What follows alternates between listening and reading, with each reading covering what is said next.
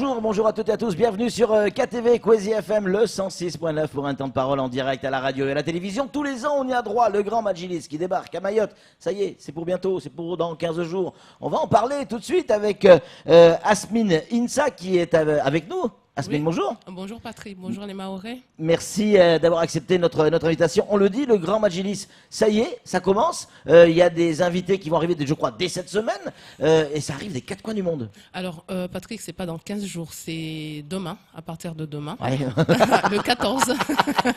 Donc, ça y est. Ouais. Là, on a des invités qui arrivent de partout, donc de Canada. Aujourd'hui, ils arrivent à 11h30. Ouais. Donc, de Canada, il y a une délégation de 11 personnes, de Kenya, de Métropole, de La Réunion, des îles voisines. On a des gens qui arrivent un peu partout. Des Comores, d'Égypte également, on oui. vous a dit. Alors, ce grand Majlis, pour ceux qui sont pas forcément musulmans, c'est quoi ?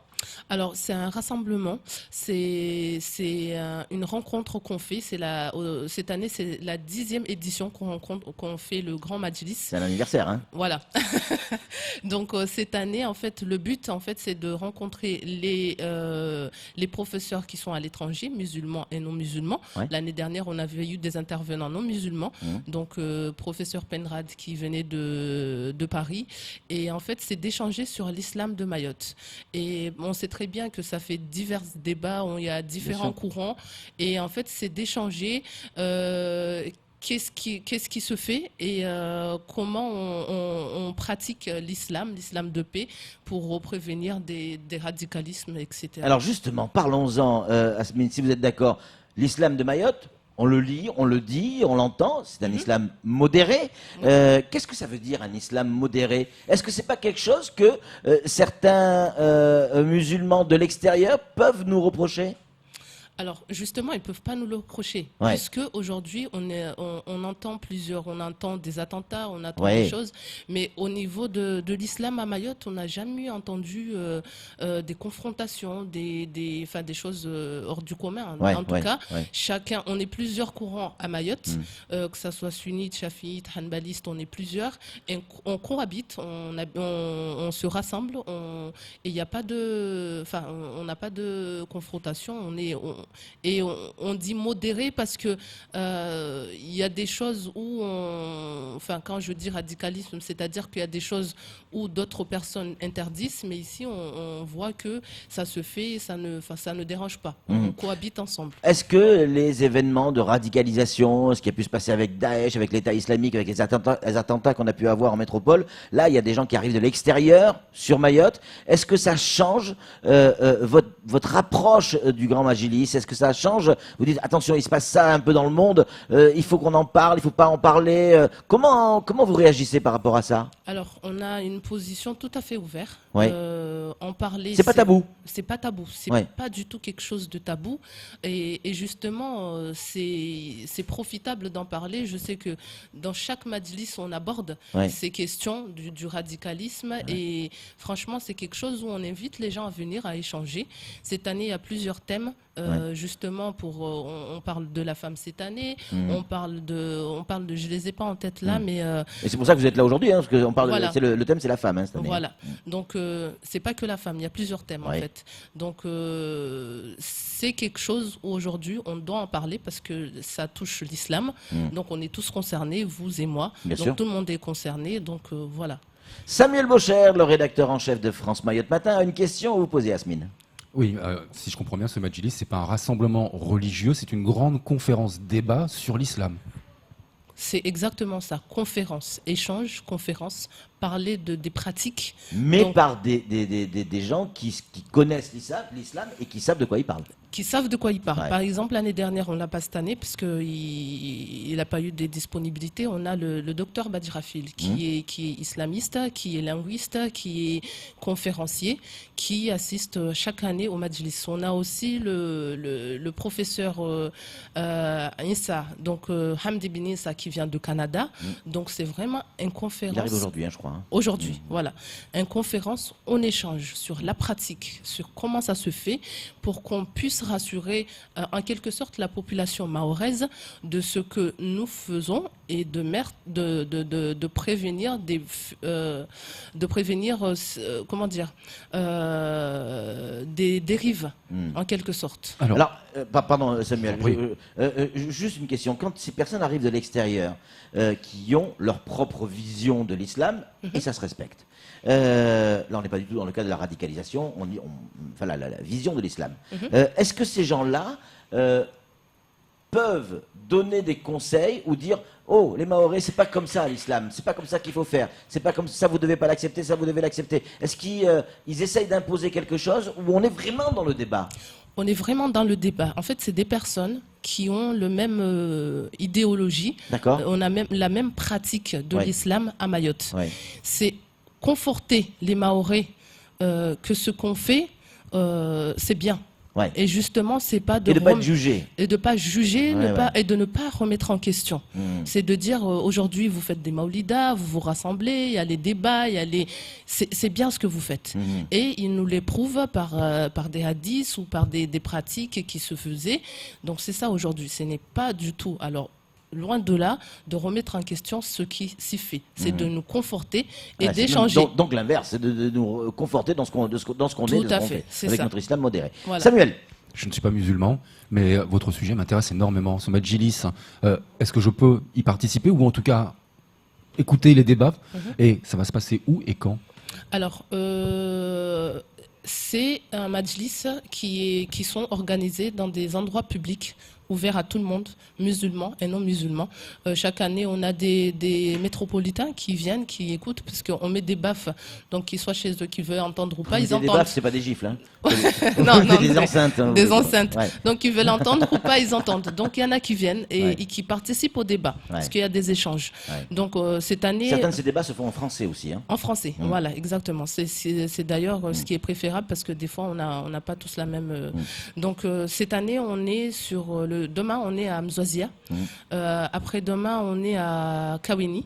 Le jour qui suit, on est à Mréreni. J'ai pas le programme en tête. J'ai pas pensé l'amener.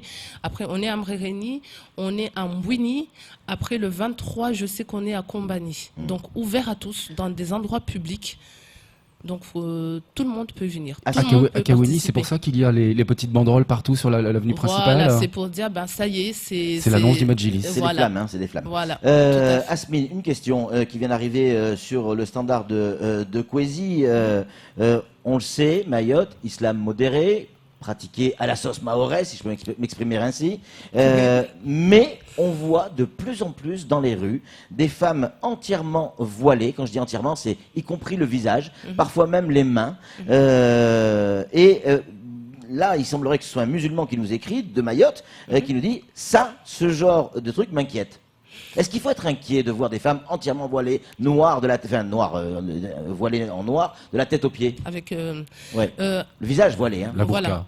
Je tiens à préciser que nous, on n'est pas dans ce genre d'habillement. Ouais. On est couvert et on les voit, on voit ces personnes-là. Vous aussi, vous les voyez, forcément. Oui, on les voit, mais je vais dire, c'est des gens, en fait, il faut s'inquiéter. Je pense que si on commence à s'inquiéter de tout le monde, là, Oui, mais il y en a de plus en plus. Oui, il y en a de plus en plus. Pourquoi il y en a de plus en plus? Alors, parce que aujourd'hui à Mayotte, Patrick, vous le savez bien, il y a plusieurs gens qui viennent avec d'autres modes de pensée. Et ces personnes-là, on les connaît pas, et on ne les maîtrise pas. Donc on peut s'inquiéter parce qu'il y a des choses partout, que ce soit à Mayotte ou à La Réunion ou à Métropole, ils peuvent avoir des dérives. Donc après, ces gens-là, on les côtoie pas, on les connaît pas forcément, parce que dans l'association Moultakanour et dans la fédération des associations madrasa de chaque commune et chaque village, sud jusqu'au centre, on n'a pas ce genre... Alors justement, si ces gens-là, vous les connaissez pas, vous ne les maîtrisez pas, ça peut arriver de n'importe où, vous venez de le dire à l'instant, et on est bien d'accord avec vous. Est-ce que vous comprenez l'inquiétude de certains, qu'ils soient musulmans ou pas?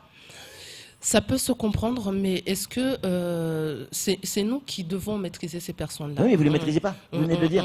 Personne ne les maîtrise. Ouais. personne ne les maîtrise aujourd'hui. On peut pas, que ça soit une association, on est plusieurs associations à Mayotte, personne ne peut maîtriser ces gens-là.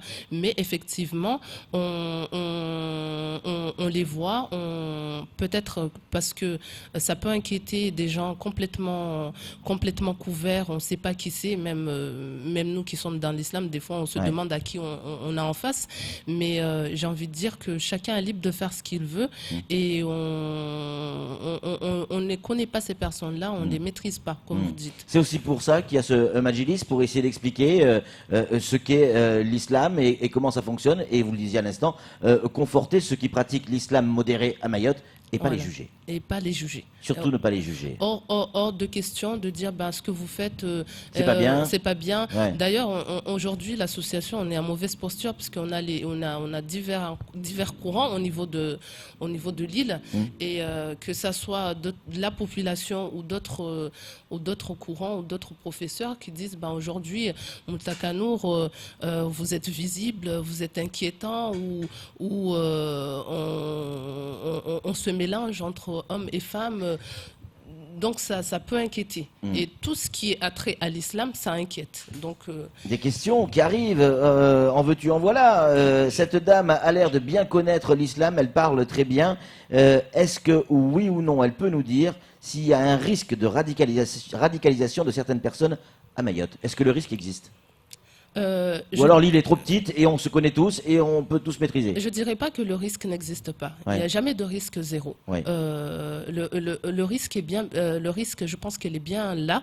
Mais comment on fait aujourd'hui? C'est pour ça qu'on a ces rassemblements pour échanger. Comment on fait? Comment on fait pour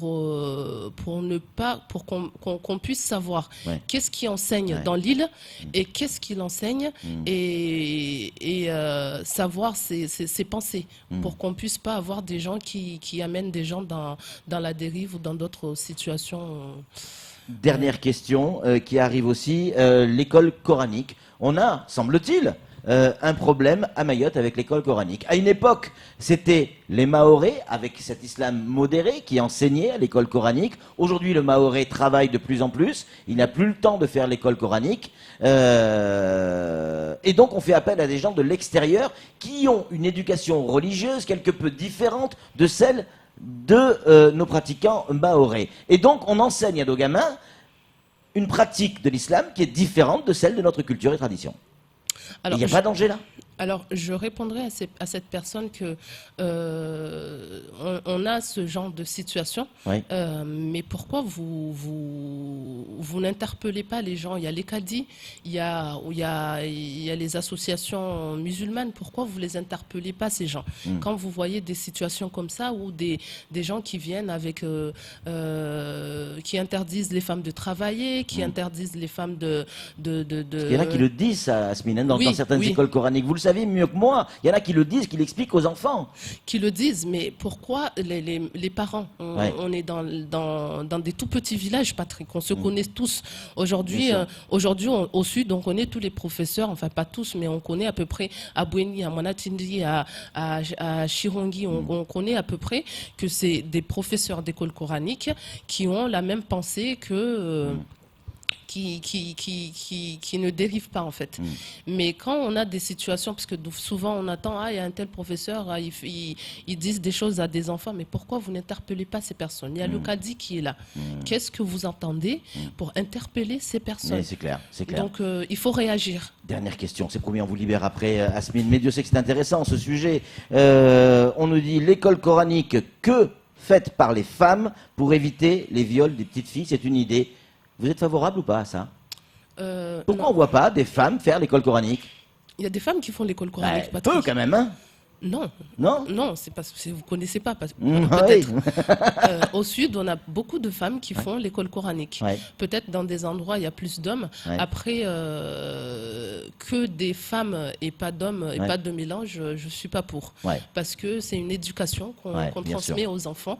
Et ça serait déjà mettre une séparation homme-femme. Ce serait stigmatiser les hommes et dire que les hommes sont tous mauvais. Exactement. Samuel, une conclusion ou pas? Parce qu'on est déjà très en retard. On y sera, ce Majlis? On ira faire un saut? Évidemment, parce que c'est particulièrement intéressant. J'adore ce genre d'événements fédérateurs. En tout cas, pour comprendre, pour savoir, vous êtes musulman, forcément ça va vous intéresser. Vous ne l'êtes pas, ça peut vous intéresser aussi, pour comprendre, savoir. On vit sur une île où 97% des gens sont musulmans. Oui, c'est intéressant d'aller à ce genre de majlis. Et vous travaillez avec les autorités françaises, bien évidemment, sur ce genre d'événements. Voilà, tout à fait. Et l'islam est une religion absolument magnifique qu'il faut absolument apprendre à connaître quand on ne la connaît pas, Exactement. pour découvrir à quel point elle est belle. Merci beaucoup Asmine Insa d'être venue sur ce plateau. C'était un plaisir de vous recevoir, sincèrement. Je vous remercie. Allez, c'est tout pour ce temps de parole. Tout de suite, la suite de nos programmes.